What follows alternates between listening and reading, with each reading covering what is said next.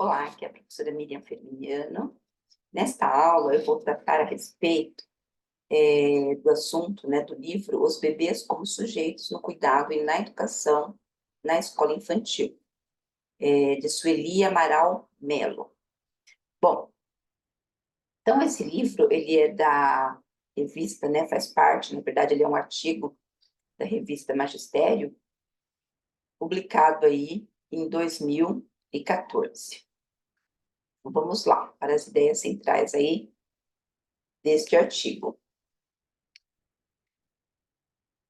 Então, a autora, ela vai nos colocar uma reflexão a respeito aí de uma questão, né?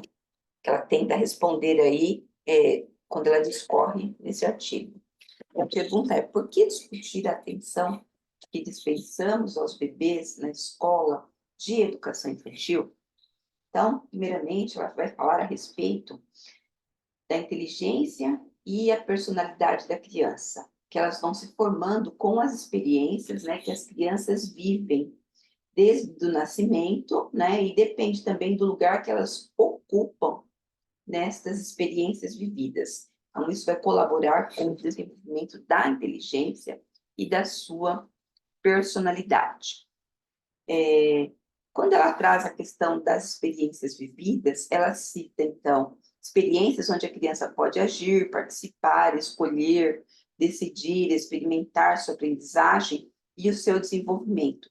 Então, eles vão avançando, né, de maneira que, conforme o professor, ele vai oferecendo, vai organizando os espaços, enfim.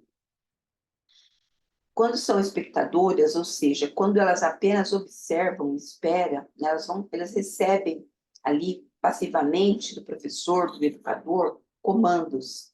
Então, a sua aprendizagem ela vai ter o quê? Ela vai ter um ritmo lento. Ela não fica no papel ali de protagonista, né, do seu desenvolvimento.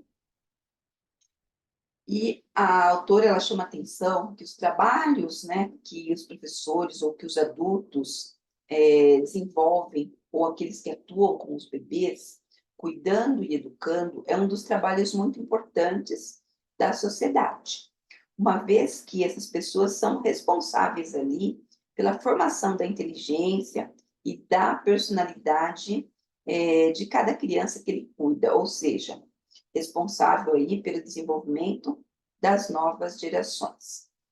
E o processo de formação da inteligência e da personalidade, ele não acaba ali na pequena infância, ele inicia. Então, é muito importante o quê? Que os professores organizem as experiências que as crianças vão vivenciar na creche, né? Para que elas possam, então, promover essa formação da inteligência, da personalidade, com as máximas possibilidades aí ofertadas. O segundo questionamento, né, que a autora vai trazer é como e o que os bebês aprendem. Então, ela já traz ali uma afirmação, né, que as crianças aprendem desde que nascem. E para amparar esses conhecimentos, né, esses estudos, ela aponta Vygotsky, onde Vygotsky coloca que quando a criança ela é amamentada, né, quando ela está no colo, cria no bebê uma nova necessidade. Então, amamentar, né, é o primeiro ato materno. Então, esse ato materno vai suprir uma necessidade biológica e, ao mesmo tempo, esse acolhimento, né, cria no bebê uma nova necessidade. Então, ele aprende ali socialmente, né, quando ele está no colo, sendo amamentado, que não é de sobrevivência, mas passa para ser uma necessidade do bebê, ou seja, já de socialização, né, de estar com outras pessoas. O bebê não para mais de aprender com as experiências que vai vivenciando. Ele vai atribuindo valor a cada nova experiência, seja uma experiência boa, ruim, gostosa ou não. E vai formando um modo de ser, ou seja, vai formando a sua personalidade. Quando nos preocupamos em perceber o que o bebê é capaz de fazer, em vez de olhar apenas aquilo que ele ainda não consegue fazer, percebemos como o bebê se relaciona com o mundo que o rodeia, por meio do seu olhar, do movimento, do gesto, por meio daquilo que ele vê, pega, leva à boca, explora. E esse é o sentido do aprender quando a criança é pequenininha. Então, observamos aí já uma afirmação, né? E aqui aí vocês podem fazer até uma anotação, que as crianças, elas já aprendem desde que nascem. E a partir do momento que ela tem os contatos e experiências, né, do cotidiano ali, seja com a mãe ou aumentar, isso vai o que esse espaço de aprendizagem ele vai naturalmente aumentando, sendo uma necessidade. Vygotsky afirma que no primeiro ano de vida, o bebê vive uma grande contradição. Ele é dependente da pessoa adulta, né? E sua possibilidade de comunicação é mínima, ao menos quando se pensa na forma mais comum de comunicação, que é a fala. Então, se a gente for pensar nessa frase aí, na comunicação somente com a fala, né? Aí a gente pode pensar que o bebê, ele acaba não se comunicando, mas isso é uma contradição. Por quê? Porque não é somente com a fala, né, que ele vai se comunicar. Então, o bebê cria uma necessidade de comunicação, mas ele ainda não sabe tomar a iniciativa de criá-la com a pessoa adulta. Por isso, na creche, essa comunicação deve ser criada e mantida pelo adulto que cuida e educa o bebê, uma vez que ele está ainda formando sua capacidade de atenção e de concentração necessárias para manter essa comunicação. Então, a linguagem, né, não acontece só verbalmente, né? Ela acontece por gestos, por sons, né? Pode ser o choro, que pode ser um balbucio, enfim.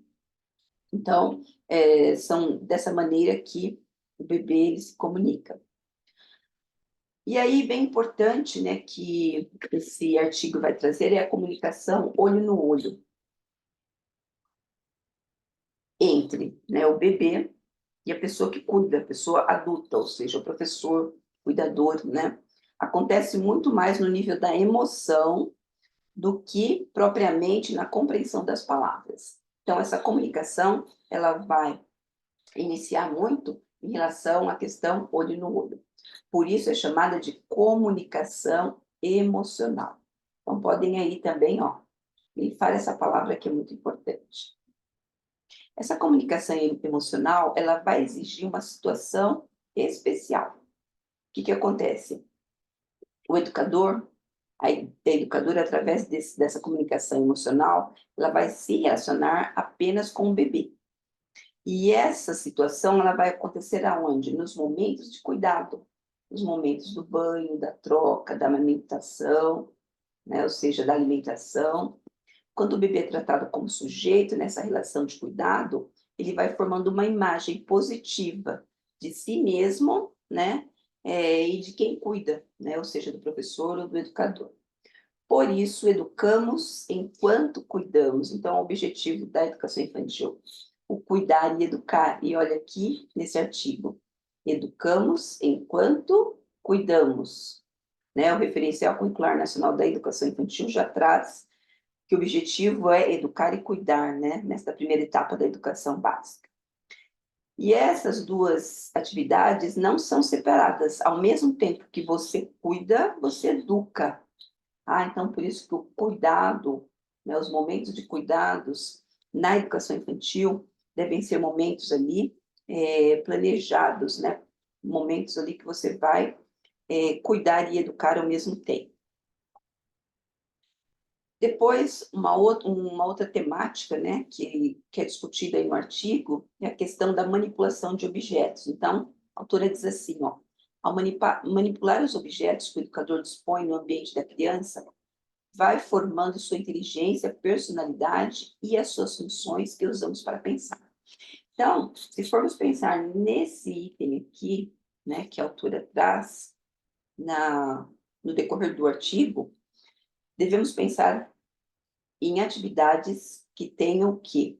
que tenha um cunho pedagógico, né? Que tenha uma intenção, né, pedagógica de ensinar.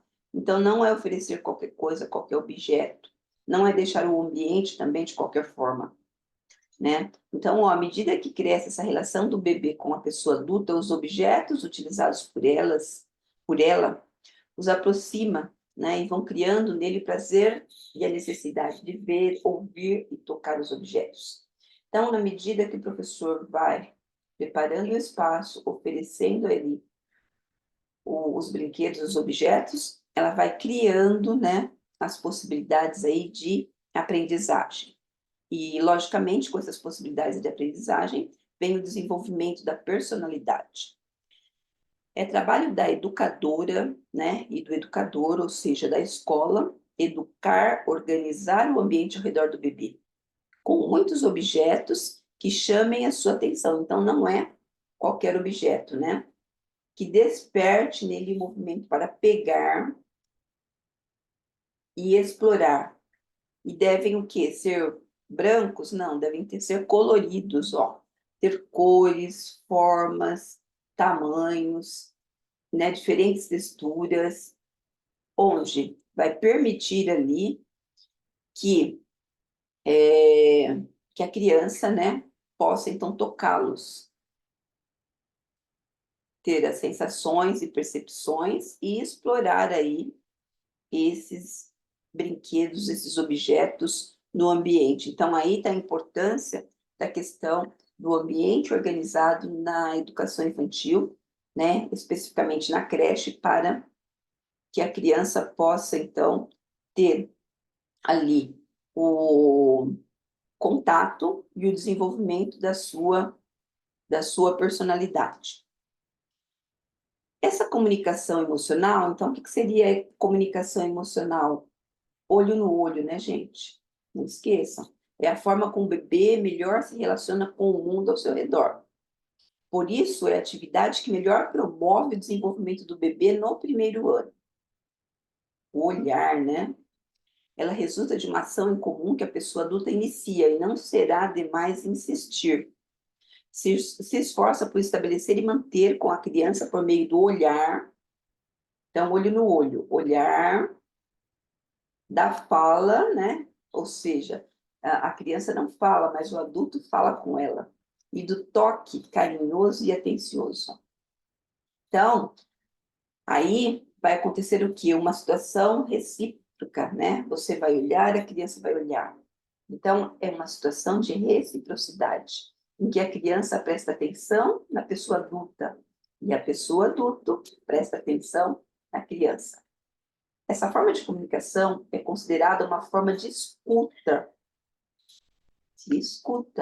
em que a educadora e o educador se esforçam por observar, interpretar os sinais das necessidades, né, que a criança ali vai apresentar. Suas intenções de comunicação, procurando a melhor maneira de responder a elas. Então, aqui, né, está um grande propósito aí para educadores e educadoras, né, que vão trabalhar aí com bebês de 0 a 3 anos, né?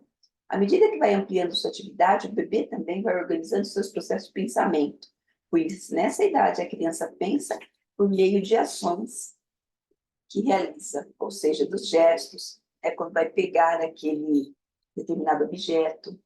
A comunicação emocional direta, que é a troca de olhares, a fala e o toque respeitoso da pessoa adulta com o bebê, vai transformando em atividade conjunta entre educador e criança.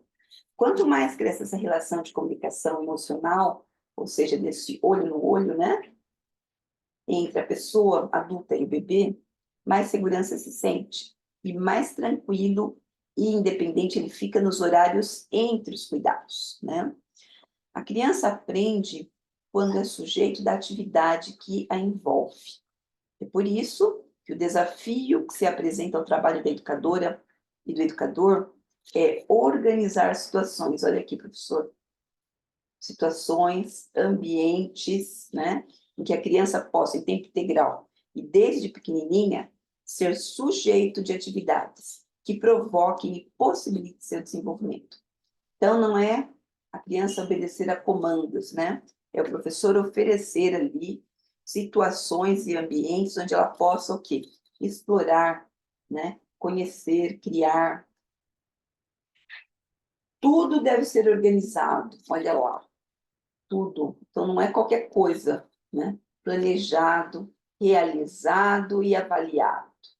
E aí, vou aproveitar essa questão do avaliado, né?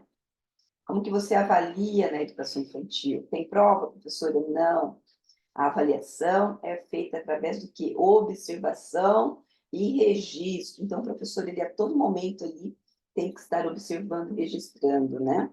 Para criar um ambiente de acolhimento aos bebês, né? Observar se o que você ofereceu, se está ali de acordo com a necessidade que aquela criança ou o que ela pode fazer, né? Precisa ser um espaço confortável, um ambiente confortável, né? Para que essa atividade autônoma livre. Então, gente, atividade livre, tá? É algo ali que não é livre porque é largada, não. Ela é preparada. O que é livre ali é aquele momento, né? O professor vai ficar observando e a criança vai ficar o quê? Interagindo com o meio, né? Então, tem que ser um meio organizado, um meio que oferece segurança, né? Um meio ali que seja atraente, que provoque, né, o aluno ali para experimentar esse momento. Então, novamente, ó, objetos com cores, formas, tamanho, texturas devem ser diversificados. E aí, a autora ela traz aqui alguns exemplos, né, de trabalhos realizados com retalhos de tecidos, objetos de madeira, né, de pano, de plástico, de metal, papelão, coisas para pegar, rolar, encaixar, empilhar, objetos que fazem barulho, objetos grandes como caixa de papelão para passar dentro, almofadas, enfim. Então, são materiais diversificados que vão oferecer também o quê? Além da questão da provocação, da experimentação, a gente tem que tomar cuidado, tem que ser materiais que ofereçam segurança, tá? E aí, uma outra parte que a autora traz, que eu achei bem importante, que material diversificado e não necessariamente material, né? Os materiais ou objetos aí identificados como pedagógicos, mas que servem à experimentação dos bebês, que possam desafiar os seus movimentos. Então, algo também muito importante, que vários autores estão trazendo, né? O brincar livre, os movimentos, e para isso estão a questão ali, pensar num espaço que facilite esse movimento, né? Esse movimento livre, esse movimento de deslocamento e esse movimento aí que vai trazer o encontro entre as crianças. Então, a atividade livre, ela vai contribuir para o desenvolvimento motor harmonioso, né? Vai favorecer aí a questão da experimentação, ou seja, a criança nesse espaço livre, esse espaço, vamos dizer, onde é realizada a atividade livre, a criança vai experimentar situações novas, porque precisa ter ali diversos, né, como eu apontei, objetos, né, chame atenção, e aí vai contribuir para que ela desenvolva que o seu pensamento, atitudes criativas, além de ser fonte ali de satisfação para crianças, que no caso é a ação do brincar, né? Então, o brincar, ele vai trazer ali a satisfação. Um outro ponto bem importante. Então, o professor ali, ele é um observador, né? Ele vai ali oferecer o espaço organizado, os objetos, né? Os diversos objetos, mas a criança, ela não é abandonada na atividade, tá? Então, é atividade livre, por conta que você já organizou o trabalho, não, mas a criança não fica sozinha, ela não é abandonada. A pessoa, o adulto, o professor, ele vai estar sempre por perto ali, observando, né?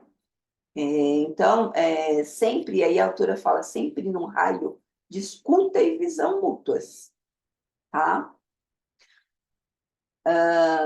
Então, os educadores, os professores, não fazem pelas crianças o que cabe a elas fazer, para formar a percepção, a memória, a fala, o pensamento. Então, essas crianças, elas vão fazer ali naquele espaço organizado da atividade livre, elas vão, o objetivo ali é com que elas se tornem autônomas, que elas consigam fazer uma exploração, tá? Então, o professor, ele só vai preparar, ele não vai criar a dependência. Não é um comando, né? Pega tal objeto colorido, não. Você precisa observar o que que aquela criança explora. Então, qual que é a função do professor? Organizar o ambiente para que as próprias crianças explorem, né, os objetos, explorem o espaço ao seu redor e realizem livremente seus próprios movimentos. Então, isso vai preparar o corpo para os próximos e mais elaborados movimentos. Então, olha a função aqui do professor, né? O adulto, ele não força o bebê a fazer um movimento ou adotar uma postura que ele não seja capaz de adotar sozinho. Ou seja, não força o bebê a se sentar ou a andar, mas estimula seu movimento livre. A não intervenção direta da educadora ou do educador, né, sobre a atividade de exploração dos objetos dos bebês, ao mesmo tempo em que oferece novas fontes de interesses, vai apresentar novos objetos. Então, essa intervenção não é assim direta com o bebê, é no sentido só de ofertar aí as diferentes possibilidades, explorando aí com eles os diferentes ambientes internos e externos, né, da creche. É uma forma de se relacionar, né, com os pequeninos, que possibilita, por um lado, uma atividade ali seguindo interesses imediatos, e por outro lado, vai permitir o quê? Uma atenção individualizada do educador. Então, o educador ele vai estar sempre ali a postos, né? Para mediar, ele é como um mediador ali, a ajudar, e não fazer por ele, né? Ou determinar, colocar comandas, não seria isso. Então, concluindo esse artigo, as autoras colocam aqui a maneira que a criança alterna ali, ao longo, né, do dia na creche, momentos de atenção individualizada,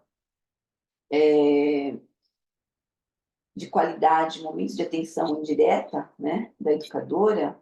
Então, e que é o tempo da liberdade para a autonomia, para desenvolver essa autonomia. Então, tem tempo que a educadora precisa ajudar, né, cuidados, banhos, enfim, observar, né, na hora da atividade livre. Então, esses momentos de atenção do dia a dia, então, vai dar ali a qualidade, né, desse aprendizado, desse desenvolvimento das crianças. Então, dessa forma, quando a gente fala em protagonismo na educação infantil, seria isso, né? Você expõe, você oferta as possibilidades e essa criança, ela explora, experimenta, né? Então, isso que seria o protagonismo, né? Então, ó, o protagonismo da educadora e do educador como criadores de situações e ambientes que favoreçam aí a questão da experimentação, a movimentação e comunicação emocional, olho no olho, com os bebês e o protagonismo dos próprios bebês, necessário à sua aprendizagem, desenvolvimento cultural e psíquico. Então, gente, observem, tá? Essa questão aí do protagonismo, né? As crianças vão ter esse momento a partir do quê? De um ambiente organizado, né? De objetos ofertados, ok? Então, quando a gente fala em protagonismo, não é o fazer sozinho, sem nada. É o fazer, né? A exploração ali, de acordo ali com o que foi planejado, o que está sendo oferecido naquele espaço. Da atividade, o que? Da atividade livre, ok? Então, esse é o recadinho deste artigo. Então, até a próxima aula.